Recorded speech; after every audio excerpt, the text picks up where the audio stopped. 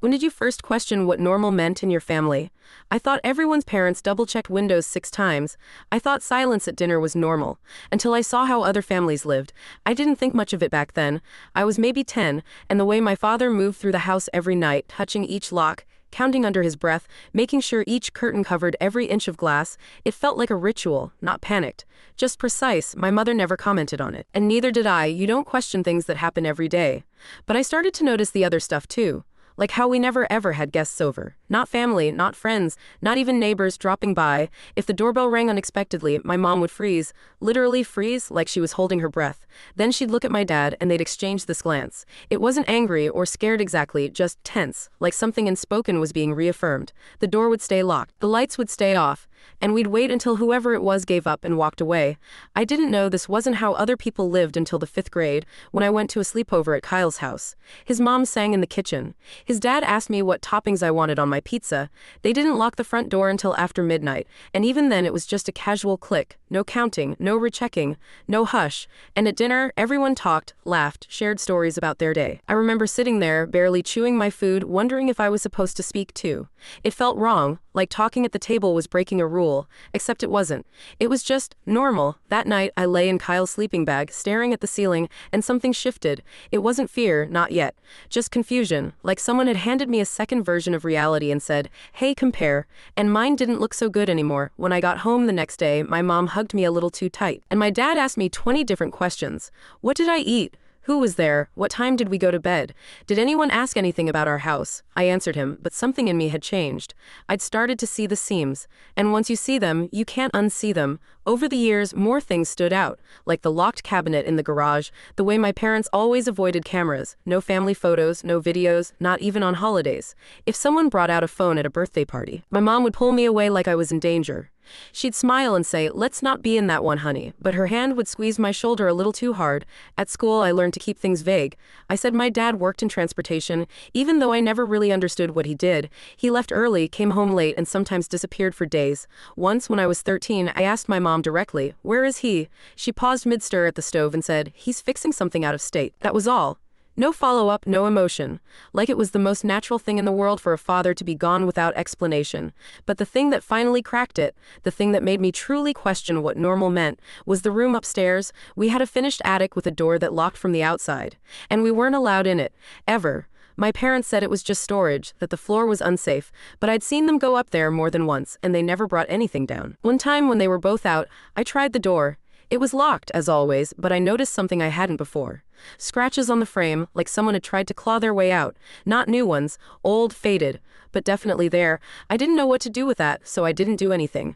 I told myself maybe it was an animal. Maybe raccoons or something had gotten in years ago. That night, my dad came home in a foul mood. The kind of mood where he didn't speak, just paced the kitchen while my mom stood quietly washing dishes. I tried to go to my room, but he called me back and asked if I'd been snooping. My heart dropped.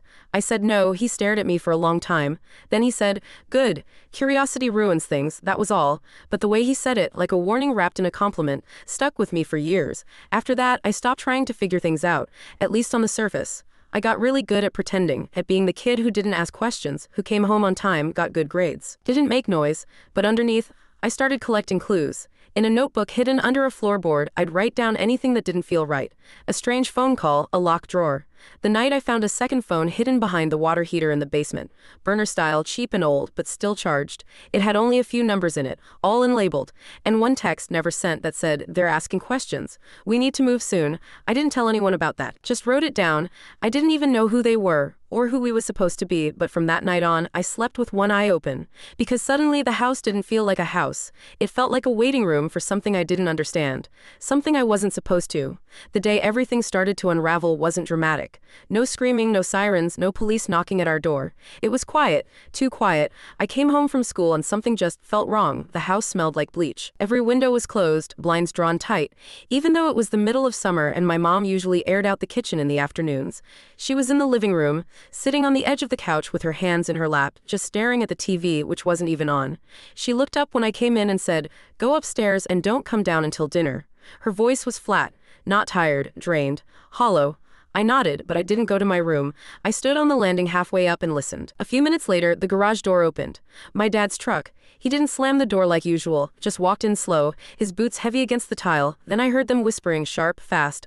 I couldn't make out the words, but the tension was there. He said something low and angry. She said something back, pleading, then footsteps toward the stairs. I ran to my room so fast I barely had time to close the door. That night, the attic door opened. I heard it, that specific creak, long and groaning. Like wood that hadn't been moved in a while, then footsteps above me, soft ones, careful ones, not my dad's, lighter, slower. I lay in bed holding my breath, watching the ceiling like it would crack open. I didn't sleep the next morning. The attic was locked again.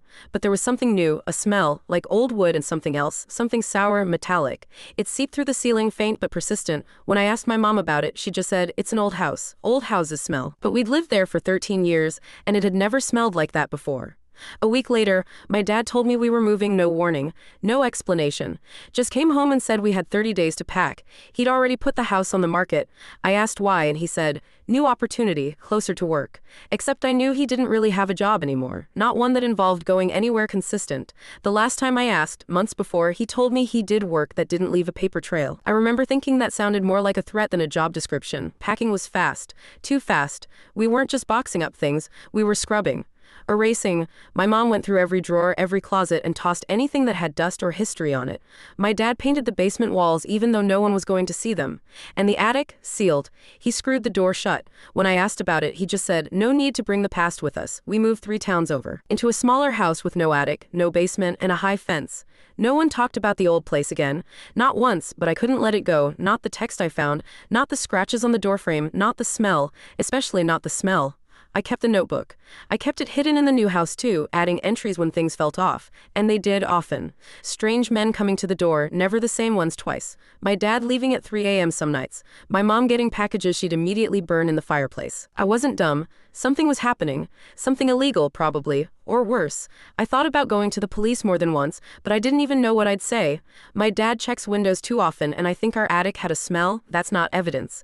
That's not even a hunch. It's just a scared kid with half memories and paranoia. But I wasn't wrong.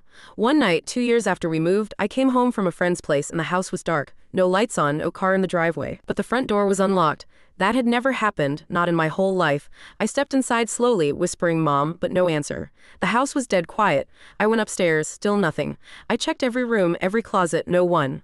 I texted my mom, no reply, called, went straight to voicemail. Same with my dad. I started to panic. Sat in the kitchen for almost an hour just refreshing their locations on my phone's family tracker app. Both were unavailable, and then, right around midnight, they came home, together, calm, like nothing was wrong. No explanation for where they'd been, no apology for the unlocked door. Just sat down like it was any other night. My mom even asked if I wanted tea. I didn't sleep that night either. The next morning, I opened the fireplace and pulled out what was left of the last package she'd burned. It wasn't all ash. Part of a corner had survived. It looked like a photograph. A face, someone I didn't recognize. A man mid-30s maybe, burned along one eye. But the rest was intact enough to feel wrong. Like I wasn't supposed to see it, like it had been destroyed for a reason. I took what was left and hid it inside the notebook. I never brought it up, not even when they started talking about moving again. They said it like it was a fresh start, like they were excited. My mom used words like simpler and cleaner and off the grid. My dad said we'd be more secure. But I was 17 by then, and nothing they said sounded innocent anymore. I asked where we were going, and my dad said, somewhere quiet. When I pressed him, he gave me coordinates. Not an address, coordinates. I looked them up on my phone when I was alone. It was in the middle of nowhere, a cluster of houses near a dead highway 4 hours north, one gas station, no school within 30 miles. The kind of place you go when you want to disappear. I told them I didn't want to go, that I was almost 18 and could stay behind. My dad didn't yell. He just looked at me for a long time and said, "You don't understand what we've kept you out of." My mom didn't say anything. She just stood there, arms crossed, watching me like I was a stranger. 2 weeks later, we moved. The house was smaller, colder. All wood and steel, no carpet, no curtains. My dad installed security cameras on day one. Not just outside, in the hallway, in the kitchen, facing every door. He handed me a schedule of safe times to be out of my room. Breakfast 7:00–7:30, bathroom breaks allowed every 3 hours. No lights on past 10 p.m. He said it was for our protection. I didn't ask from what. I just nodded. I think that scared him more than if I'd fought back. I started documenting everything in the notebook again. The new codes he punched into the security panel, the unmarked packages dropped off by strangers, the conversations they had when they thought I was asleep. One night I heard my mom say, if he ever finds us, it won't matter what rules we follow. And my dad replied, that's why I need you to stop slipping. No more photos, no more names. That was the first time I realized they weren't just hiding something. They were hiding from someone. I started putting things together backward, like reverse engineering a secret. My whole life had been curated, controlled. No playdates, no sports teams, no birthdays outside the house. Every normal thing was an illusion, like a movie set. The older I got, the more it felt like they were running from a past that had nothing to do with me, but that I'd inherited by proximity. I waited until they left the house one morning. Said they were going into town for supplies. I knew I had a window, 90 minutes, maybe less. I went to the garage, pried open one of the wall panels I'd seen my dad fiddling with weeks before. Behind it, tucked inside a waterproof envelope, were IDs. Not just theirs, mine. Different name, different birthday, different everything. There were 3 versions. In one, I was homeschooled. In another, I'd been relocated under federal order. In the third, I was listed as deceased. That one broke me. There were documents too. Old court transcripts, newspaper clippings. Most of it didn't make sense. Legal language, redacted lines, ink faded from age. But one thing kept showing up, the name Connor Redford. Sometimes listed as a plaintiff, sometimes a witness, sometimes just circled in red ink. That name meant nothing to me, but it was everywhere. One article headline stood out, half burned but still readable. Local family vanishes days before trial, FBI silent. I took photos of everything with my phone and emailed them to myself through a dummy account, then deleted the photos and hid the originals back exactly as I found them. I didn't know what I was doing. I just knew I needed proof of something, anything. That night, I acted normal. Ate dinner, watched the TV show my mom always put on as background noise. At exactly 10:00 p.m., the lights went off. Like always. I lay in bed, fully dressed, shoes on, phone in hand, staring at the red light of the hallway camera. I didn't sleep. At 3:17 a.m., there was a knock at the front door. 3 taps. A pause, then 2 more. My dad was out of bed before the second set hit. He didn't turn on the lights, just opened the door, wide, like he'd been expecting it. A man stepped inside. I couldn't see his face, just the silhouette against the porch light. He was holding a black case. They didn't say a word to each other. My mom joined them in the hallway. She had a jacket on already, like they'd planned it. The 3 of them disappeared into the back room, the one with the door my dad always kept padlocked. I waited an hour, then 2. Then I got up, slowly, quietly, every step rehearsed. I crept to the back of the hallway, pressed my ear to the door. Silence, not even whispers, just that deep, unnatural silence that makes your blood go cold. I went back to my room and waited for morning. They never mentioned that night, never said a word, but the next week we moved again. This time, there wasn't even a discussion. My dad just came into my room, dropped a duffel bag on the floor and said, "Start packing. We leave before dark." I didn't ask where, I didn't ask why, I just looked at him, really looked, and noticed something I hadn't before. He was scared, not angry, not calculating, scared. His hands were shaking when he zipped up the bag. My mom wasn't any better. She moved through the house like a ghost, gathering only what was absolutely necessary. No framed photos, no keepsakes, not even our names on the mail. Just clothes, supplies. Everything else was burned in the fireplace, one pile after another. That afternoon, I walked outside for the first time in days. The air was sharp with smoke. My mom stood in the yard in a heavy coat, even though it was 60 degrees out, holding a manila envelope like it might explode in her hands. When she saw me, she looked startled, almost like she'd forgotten I existed. That night, we drove north. We didn't speak for hours. Just the sound of tires and road noise and static from the radio that no one bothered to tune. Around midnight, we reached a motel, the kind that still uses actual keys and doesn't ask for ID if you pay in cash. My dad took 2 rooms. I was told to stay in one and not leave, no matter what I heard. I lay in bed fully clothed, staring at the flickering ceiling light, every nerve in my body screaming that something was coming. Not something bad exactly, just inevitable. Around 2:30 a.m., I heard voices. Not loud, not fighting, just tense. My mom said something I couldn't make out. Then my dad, if he finds out who he is, it's over. That was it. Those words, if he finds out who he is. I sat up. My heart wasn't racing, it was too slow, like my body was preserving energy, like some ancient instinct had kicked in, the one that says, don't move, don't blink, don't give yourself away. I didn't sleep at dawn. I opened the motel Bible in the drawer and tucked my notebook inside it. Just in case, I didn't know what I was planning, but I knew I needed a backup, a breadcrumb. Something that might survive me. That morning, we left the motel and drove again. This time deep into a wooded area off some unpaved road, barely wide enough for a car. I lost signal half an hour in. Eventually, we pulled up to a cabin, small, plain, like it had been abandoned for years. My dad got out first, scanned the tree line, then waved us forward. The place was already stocked, food, water, fuel, as if someone had been preparing it. I wasn't scared anymore. I was done being scared. Something inside me had calcified. Over the next few days, my parents kept busy. My dad was on the radio constantly. Not AM, FM, but shortwave, tapping out codes I didn't understand. My mom made lists, always writing, crossing out, rewriting. They didn't talk to me unless they had to. I used the silence. I explored. There was a root cellar beneath the cabin. I found it on day 3, covered by a rug and hidden under a trapdoor that had been nailed shut, but not well. I pried it open while they were outside chopping wood. The ladder creaked with every step, but no one came. It wasn't a cellar, it was a bunker, and it wasn't empty. There were shelves lined with records. Not music, documents, binders, stacks of printed names, photos, maps, dozens of IDs like the ones I'd found in the garage. Some were mine, some weren't. Some had photos of people I didn't recognize but felt like I should. And there were tapes, old school cassette tapes labeled in my mother's handwriting, just dates, no descriptions. I found one that matched my 10th birthday. My hands shook as I popped it into the old recorder on the table and hit play, static then, my voice singing a low, shaky version of Happy Birthday. Me, alone. No one else singing, no one else clapping, just me singing to myself. Then my father's voice, stop. Do it again. This time, smile, click. That was the whole tape. I don't know how long I sat there. Hours maybe, listening to tape after tape, each more disjointed than the last, training exercises, repetitions, my mom asking me what my name was. Over and over, different names, different ages, every answer followed by, good. Remember that I was never supposed to know, never supposed to be anyone. I went back upstairs, calm, almost mechanical. My parents were at the table eating in silence. I sat down across from them, laid one of the tapes on the wood between us, and said, what am I? My mom froze. My dad said nothing for a long time. Then finally, you're ours. That's all that matters. But it wasn't. And I told them that I said I was leaving, that I didn't care what they'd done or what they were hiding from or what my real name was. I didn't need a story. I just needed out. They didn't try to stop me. My mom cried. My dad looked tired. Not angry. Not sad, just done. That night, I took the notebook, the tapes, and one of the fake ids with the name I liked best, the one that felt closest to the version of me I remembered before all this started. I walked 5 miles down that dirt road with nothing but a flashlight and $37 in my pocket. At the edge of the highway, I waited. Eventually, a truck stopped, and I never looked back. The truck driver didn't ask many questions, just looked me over once, probably trying to figure out if I was a runaway or a hitchhiker or something worse, and said, you headed somewhere or just away? I said, away's fine. He nodded like he understood. I think he did. He dropped me off in a town so small I could count the traffic lights on one hand, but it had a bus station, and that was enough. I used the fake ID to buy a ticket under the name Colin Hensley, and from that moment on, that's who I became. It felt strange at first, like wearing someone else's skin, but then again, maybe I always had been.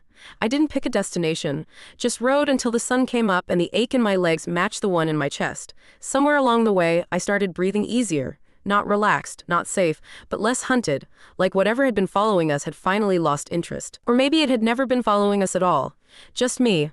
I ended up in a city with more people than trees, where no one looked twice at a quiet 18-year-old with cash and a fake name. I rented a room in a halfway house-style complex, filled out a stack of forms with lies I could remember, and got a job cleaning night offices. For the first time in my life, I had a lock on a door and no one checking it 6 times a night. I should have felt free. I didn't. The silence was too wide, too open. I caught myself watching shadows the way my father did, listening for patterns in the noise like my mother, waiting for something to fall apart, but nothing came for months, and slowly I started building something that felt like a life. I got a second job working front desk at a rundown gym. I saved money. I ate what I wanted. I slept when I wanted. I even tried talking to people. Not a lot. Just a neighbor named Ren who smoked too much and always had a joke about everything. One night he caught me standing outside my room after a nightmare and said, you look like someone who forgot where they buried the body. I laughed for real. First time in years. We talked after that. Late nights, quiet truths. He had demons too, not like mine, but familiar enough. I never told him everything. Never showed him the tapes or the notebook. But one night, I asked him something I hadn't said out loud until then. I said, do you ever think your parents weren't just broken, but carefully broken, like someone made them that way on purpose? He didn't laugh that time. Just took a drag and said, that's a hell of a question, man. I still don't know the answer. But I've stopped trying to make the pieces fit into a picture they were never meant to form. The tapes, I keep them in a safety deposit box under another fake name. The notebook, buried in a storage unit I paid cash for and haven't visited in over a year. I'm not ready to throw them away, but I don't need to look at them anymore either. I already know what they say, what they mean. Sometimes I still Google the name Connor Redford. New articles come up every few years. Conspiracy threads, cold case blogs, even a podcast episode once, theorizing about witness protection programs gone rogue. They never mention my parents, never mention me. But I know it's connected. All of it. The trial, the disappearances, the house, the second phones, the burn piles.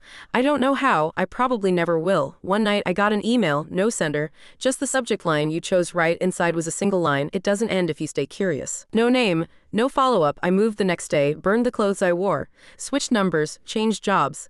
Again, because maybe it was a prank or maybe it was him. The man with the black case, the one they led into the cabin, the one they never talked about. I've learned not to trust comfort. It's a setup. You relax and that's when the questions start. Not from others, from yourself. Like why I remember things that never happened. Like why I can recite codes and locations I've never seen. Like why sometimes, when I pass certain buildings, I feel something like grief. For a place I've never been. There's a picture of me when I was 5.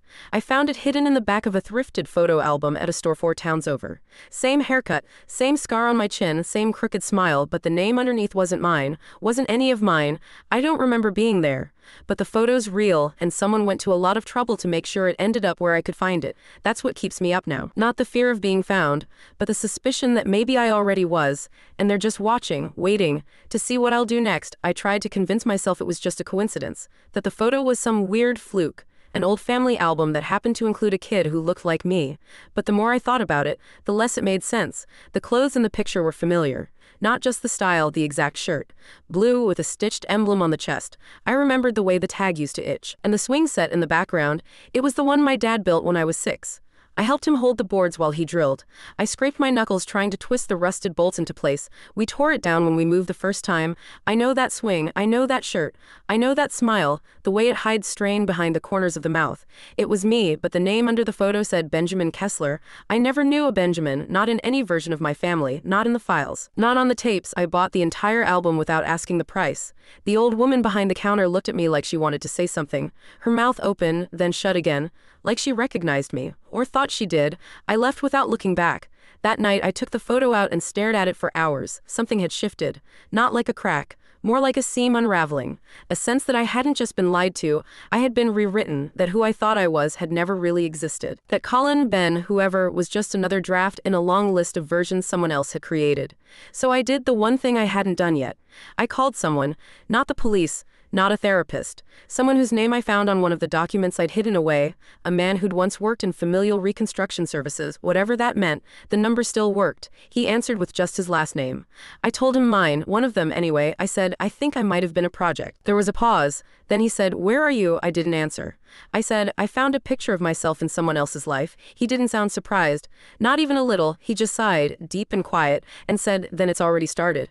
I asked what that meant. He said, they'll let you dig right up until you hit the wall they built for you. I said, what wall? He said, the one with your name on it. The real one. Then he hung up. I tried calling back, nothing, disconnected. That night I couldn't sleep.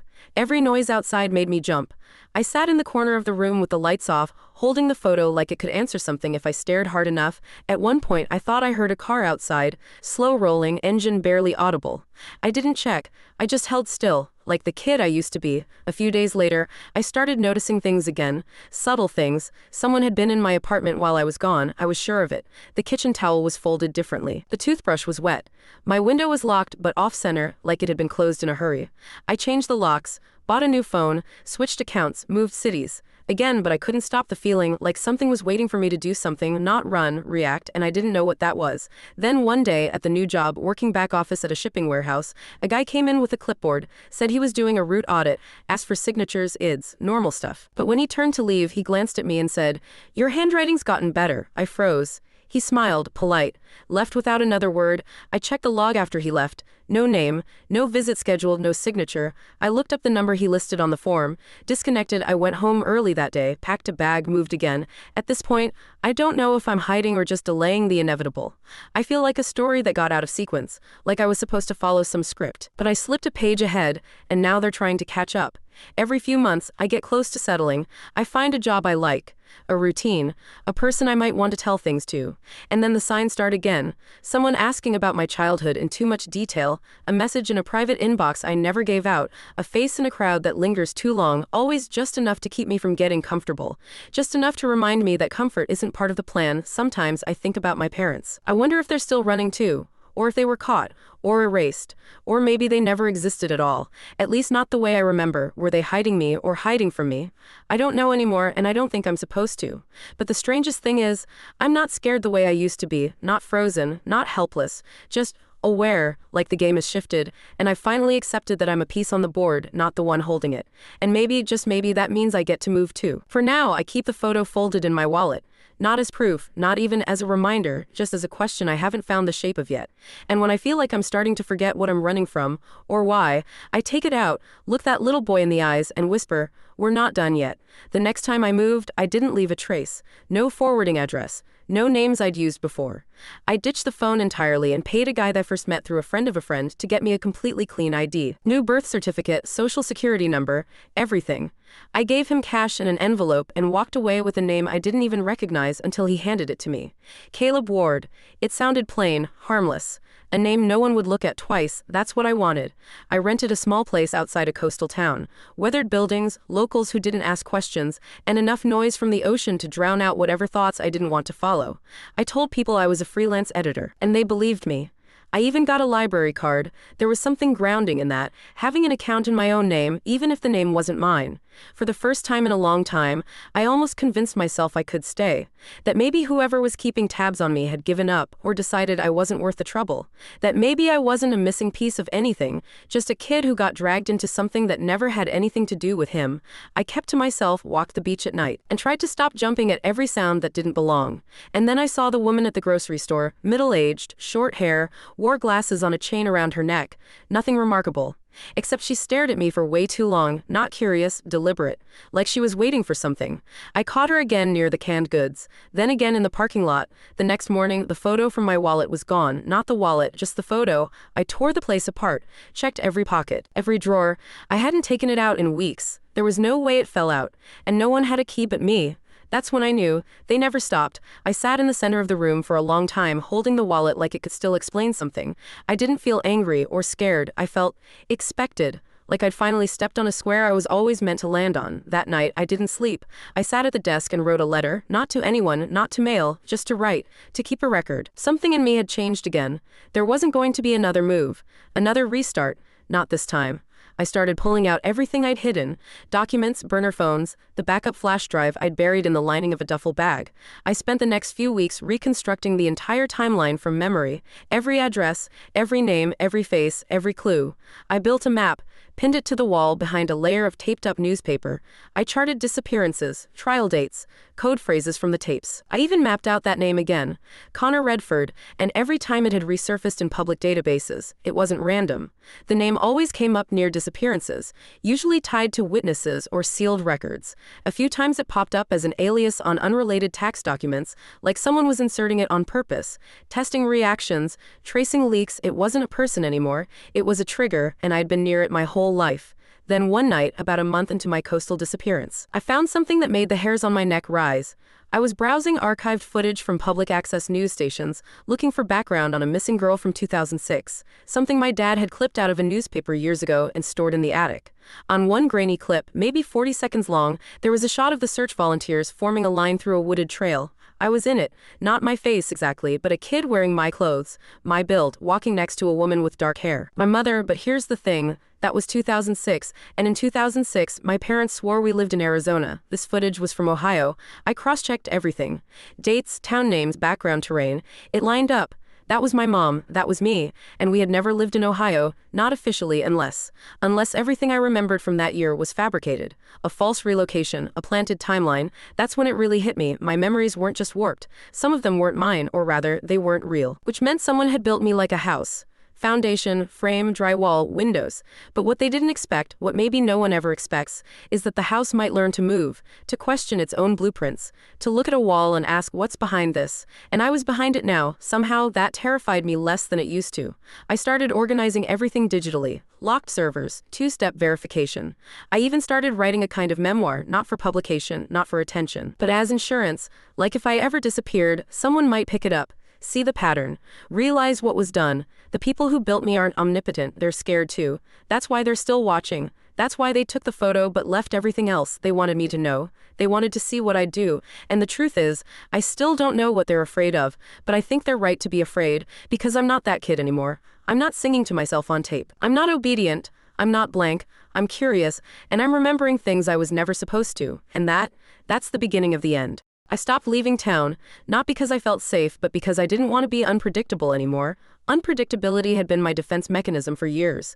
Keep moving, don't leave patterns, make it hard to be followed. But patterns go both ways. They hide you, but they also hide the ones watching you. And if I was going to understand what this really was, who I really was, I had to let the pattern form long enough to draw them in. So I stayed. Same coffee shop, same library, same walking route, same shitty mattress in the same rented apartment. And it worked. 2 weeks into the routine, I noticed the man in the green jacket, not every day, not always close, but regular enough that he became a part of the background. A face just familiar enough to slip under the radar unless you were looking for it. Once I knew what to look for, I saw others too. A woman at the laundromat who never actually did laundry. A guy who always bought a pack of gum but never unwrapped it. A couple who sat in the corner booth of the diner every Thursday and never ate more than a slice of toast. They weren't clumsy. They weren't obvious. They were just present in that same strange, deliberate way I had been taught to be as a kid. In the tapes, in the exercises. Blend in, observe, never interfere unless it destabilizes the subject. And the subject, I realized, was me. I didn't panic. I didn't run. I recorded everything. License plates, shoe patterns, preferred drinks. I built profiles. I watched them the way they watched me. And eventually, I did something I hadn't done since I was a child. I broke the routine. I left my apartment at 2:43 a.m., through the fire escape. I cut through a service alley, doubled back 3 blocks, and went in the back entrance of the gym across from the train station. The staff knew me. I'd been doing light janitorial work there for cash. I went in through the locker room, out through the emergency stairwell, and onto the roof, and waited. Sure enough, 2 of them showed up within 15 minutes. One posted up at the intersection, the other loitered behind a parked car. Neither noticed me above them. I watched them from the shadows of the HVAC units, heart calm, hand steady. Then I took their picture, click, click, high-res zoom, enough to catch their eyes, then I disappeared again. Not from the city, just from them. I moved to the other side of town, different building, different contacts, different name. I left the photos in an envelope on the windshield of the gum guy's car, no note, no threat, just proof, and after that, they vanished, all of them. Gone. That was the first time I felt in control. Not powerful, not safe, but equal. Like I wasn't prey anymore. Like whatever I was, whatever they thought I was, maybe it came with leverage. I spent the next 6 months digging, no more hiding. No more waiting. Just questions pulled apart one by one. I tracked down an old contact from my parents' paper trail. A woman who used to work in the county clerk's office back when we supposedly lived in Montana. It took weeks to convince her to meet. When she finally agreed, she made me swear not to record anything.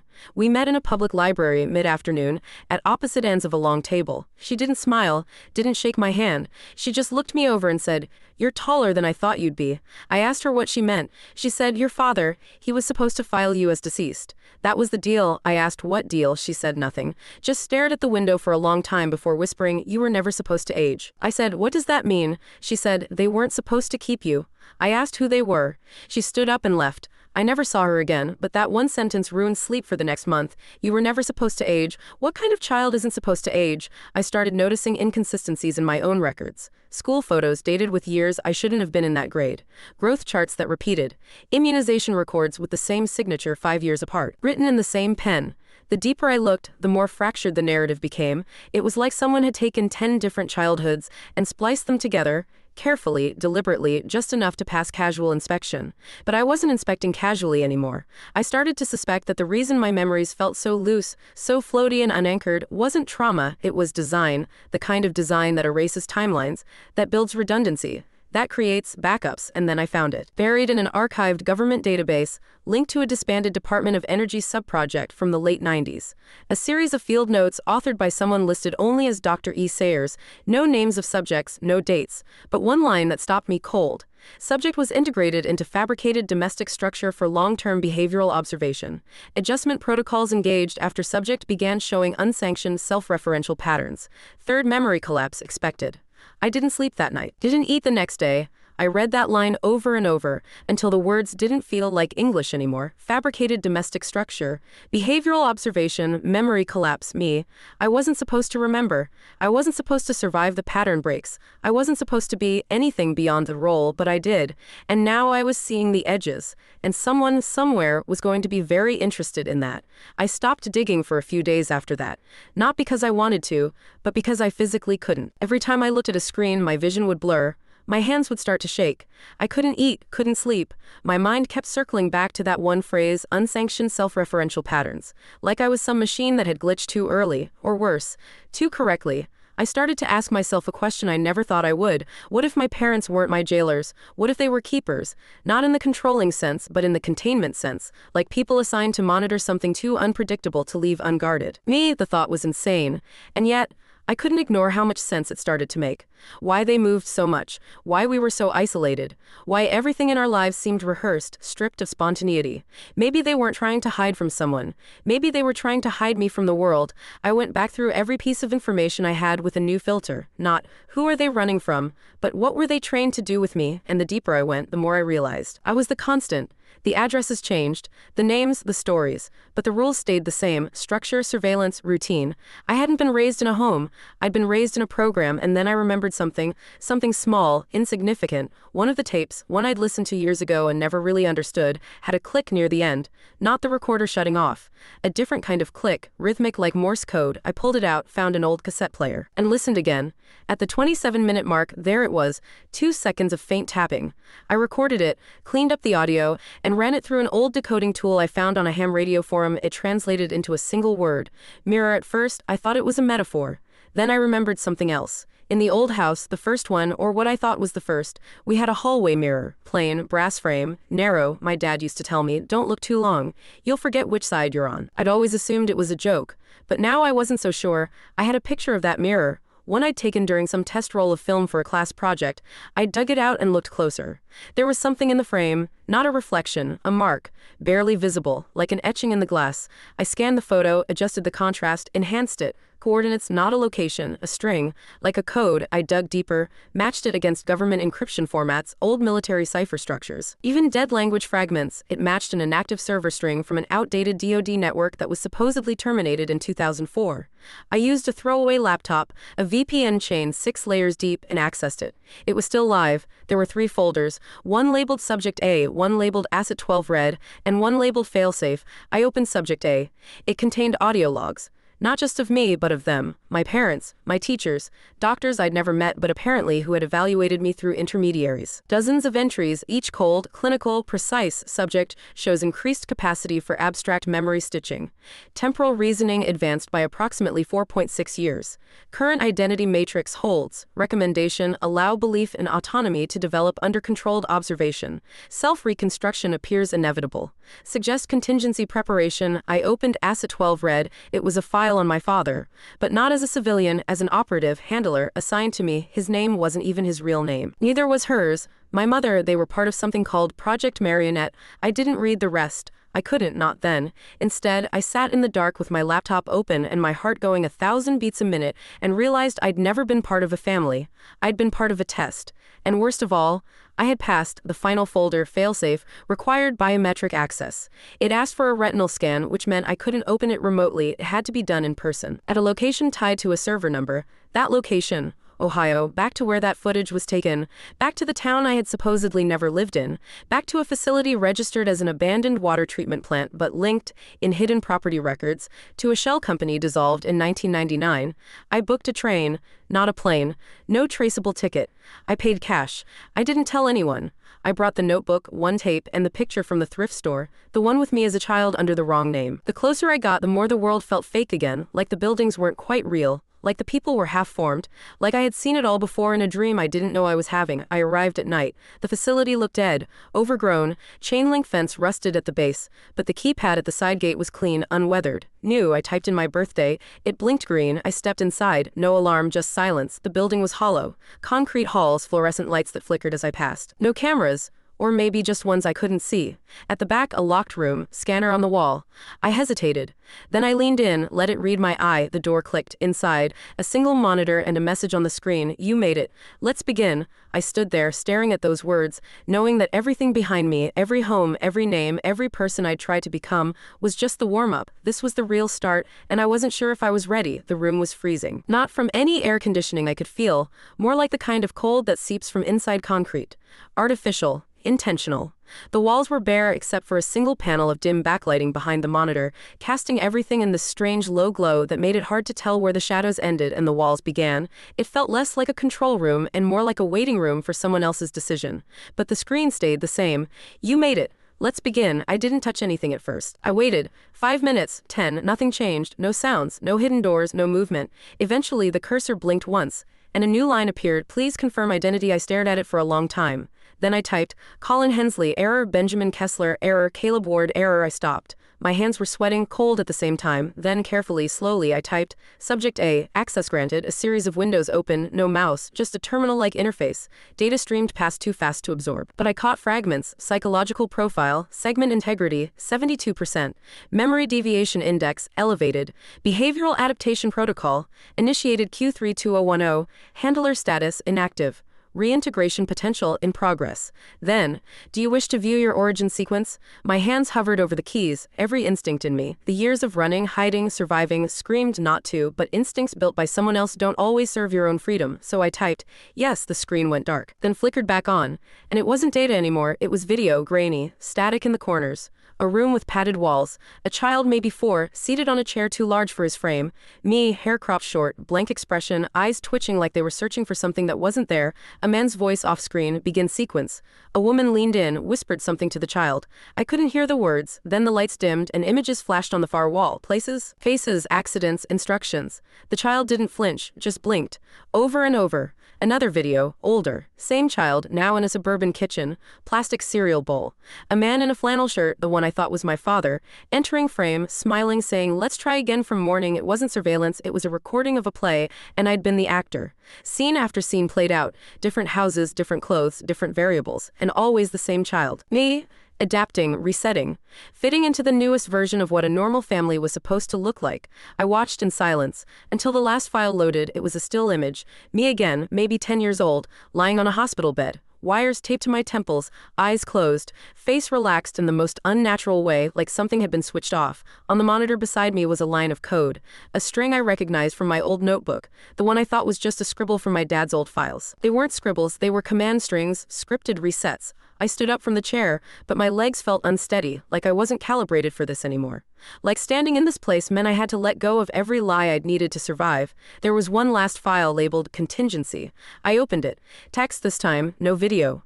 A note addressed to Subject A. If you're reading this, then the barrier has failed and your identity has become self-aware beyond acceptable thresholds. You will experience dissonance. It is temporary.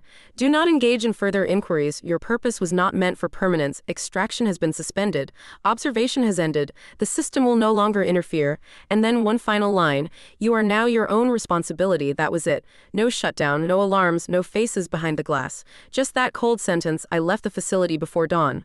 Walked out the same way I came in. Nothing stopped me. No one followed. The next morning, I woke up in a motel 2 towns over, surrounded by silence that didn't feel threatening anymore, just empty, heavy. I opened the notebook one last time and turned to a fresh page. At the top, I wrote, "What now?" Because for the first time in my life, there was no script, no camera, no test, no family, no name I had to remember, just me, whoever that really was. I left the tapes in a storage locker with no label. I burned the fake ids. I threw out the cell phone and everything I'd once used to stay invisible. Because maybe the only way to truly disappear is to stop hiding. I still don't know why they chose me.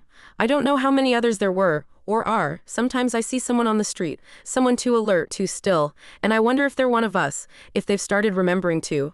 I want to stop them, ask, compare notes, but I never do. Because what if they're still in it? What if I'm the leak? I still hear things at night, not voices, patterns, sounds that don't belong. I don't sleep well, but it's not the same kind of insomnia. It's not fear anymore, it's awareness, a kind of hunger for truth that doesn't know what to eat anymore. I don't know where I'm going, I don't know who I'll become, but I know one thing now, without doubt, without panic. This life, whatever it is mine, even if I was built, even if I was programmed, even if I was made to forget. I remember now, and that's something they can't erase. I don't expect anyone to believe all this. Hell, sometimes I still don't believe it myself. I've read over what I wrote more times than I can count, thinking maybe I added something without realizing. Maybe the timelines don't add up.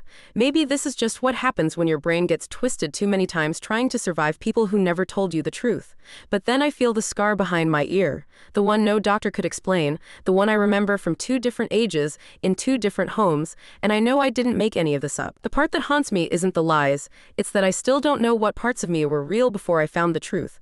I look in the mirror and see someone that didn't exist on paper until he ran away from people who created him. And now I carry that with me. Not like a curse, more like a weight. Some days I can handle it, some days I can't. Some days I wake up and forget that none of my names are mine. Other days, I look in the mirror and wonder if the person staring back is still just following the last line of script left buried in his head. But I keep going. I live quietly now. New name, new job. I don't run anymore. Not because I'm safe, I don't think I'll ever feel truly safe, but because I'm done giving them what they wanted. I don't want to be a moving target for the rest of my life. I don't want to be a ghost, I want to be a person. So I write. I write down everything I remember. I back it up 6 different ways.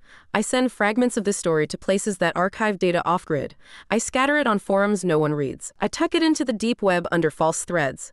Not because I want exposure, not because I want revenge, but because if I disappear, and maybe one day I will, someone should know that I existed, that I saw what they were doing, that I got out, that I remembered. Maybe someone else will find this one day. Maybe they'll see themselves in pieces of it. Maybe they'll be sitting at a table one night, staring at a mirror thinking, wait, was that ever really my reflection?